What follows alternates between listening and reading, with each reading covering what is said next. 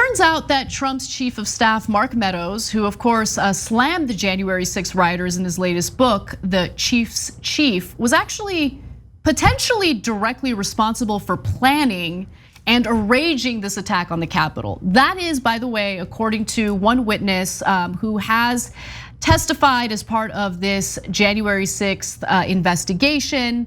Of course, there's the House committee looking into the matter, and here's what we know so far. Scott Johnston, who worked on the team that helped plan the Ellipse rally, that was the rally prior to the rioters marching over to the Capitol, claims that leading figures in the Trump administration and campaign deliberately planned to have crowds converge on the Capitol where the 2020 election was being certified and make it look like they went down there on their own. So he described the phone call to this House Select Committee as they're investigating it. And Johnston says he overheard Mark Meadows, then former President Trump's chief of staff, and Katrina Pearson, Trump's national campaign spokeswoman, talking with Kylie Kremer, the executive director of Women for America First, about plans for a march to the Capitol. Johnston said the conversation was clearly audible to him since it took place on a speakerphone as he drove Kremer between the group's rallies in the final 3 days of 2020. So Kremer's group, by the way, Women for America First, helped lead the January 6th rally at the White House Ellipse, where Trump delivered that speech and told the supporters to fight like hell and said that he expected them to march to the Capitol. And this is, by the way, in direct conflict with what Mark Meadows had written in his book. In the book, he recounted his time in the White House, and Meadows called the January 6th violence the action of a handful, just a handful, Ida, of fanatics across town.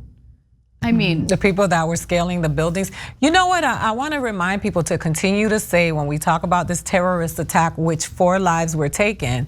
And I believe that 3 of those lives, I mean, we lost more than that, right? Because there were some officers who took their own lives after this from the trauma that, but a lot of these people are the Blue Lives Matter people that were participating in this terrorist attack. But of course they were.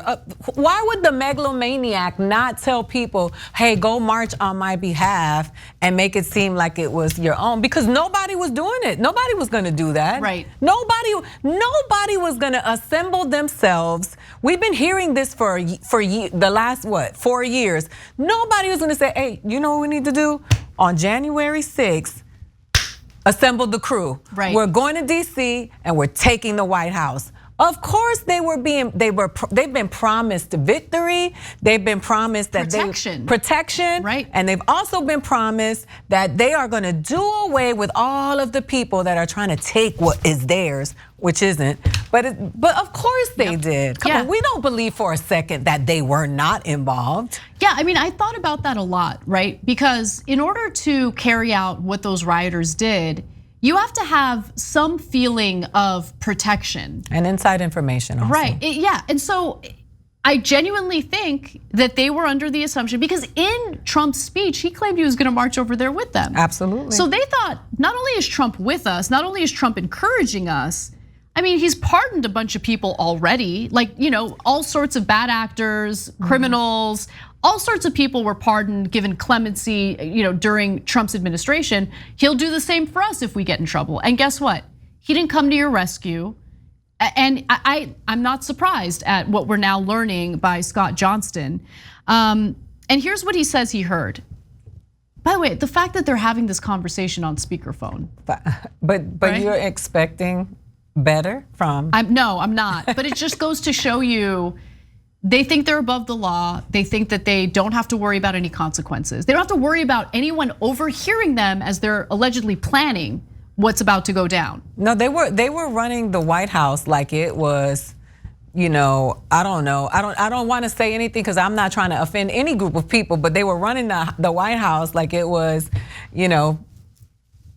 a trailer park? I don't know. I mean, whatever. It was just running the leaks, the lack of, care when it came to classified or sensitive material. Johnston says they were very open about how there was going to be a march. Everyone knew there was going to be a march.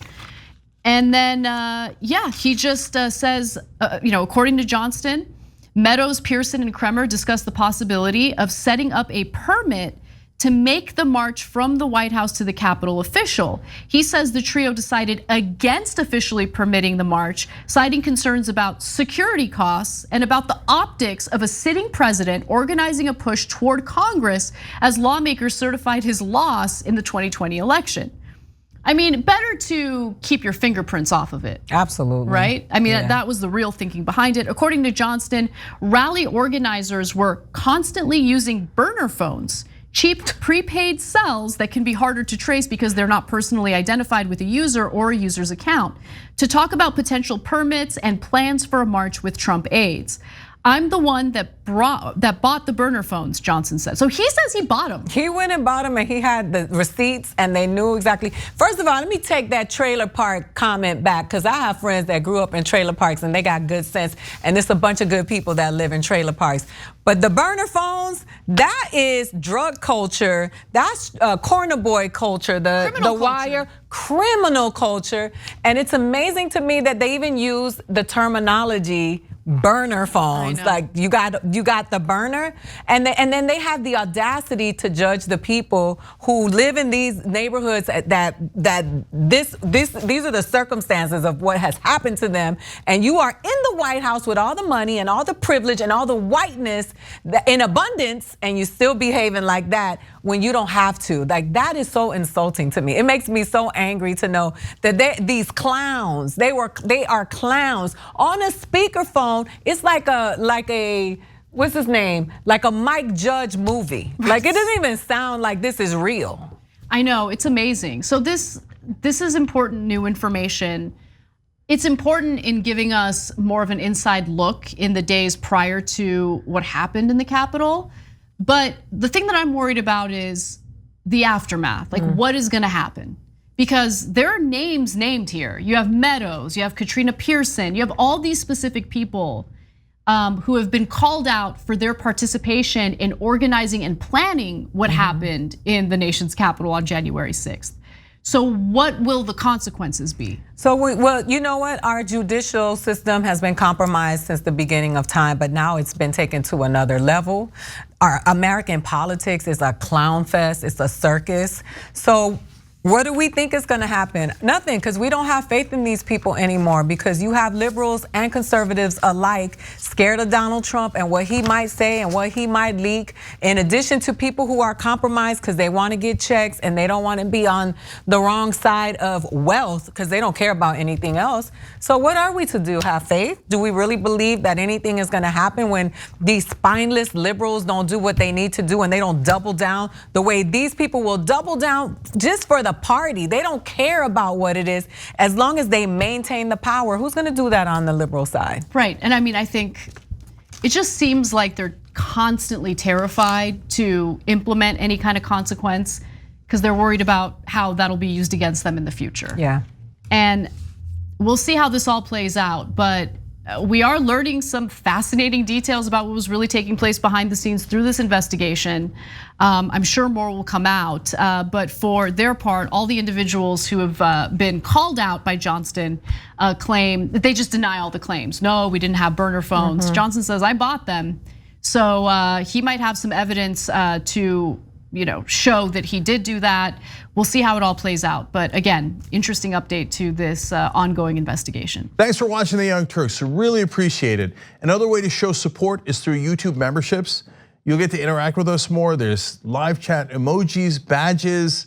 You've got emojis of me, Anna, John, JR. So those are super fun. But you also get playback of our exclusive member-only shows and specials right after they air. So all of that, all you gotta do is click that join button right underneath the video. Thank you.